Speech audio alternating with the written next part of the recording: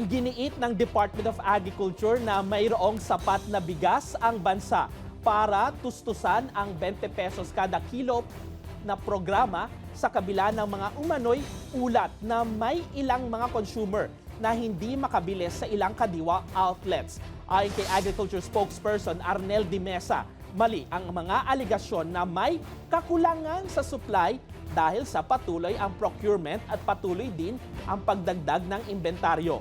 Tinatayang umaabot sa 10,000 sako ng bigas ang kasalukuyang dinidistribute na nakakabenepisyo sa humigit kumulang 50,000 individual sa ilalim ng programa. Giit naman ng tagapagsalita, may limitasyon kasi sa espasyo at stocks ang ilang kadiwa outlets kaya may ilang pagkakataon na hindi kayang i-accommodate ang malaking bilang ng mga mamimili. Ngayon kasi talagang sobrang lumaki yung demand. Yung experience na lang namin dito sa DA, dati 200 lang slots per day.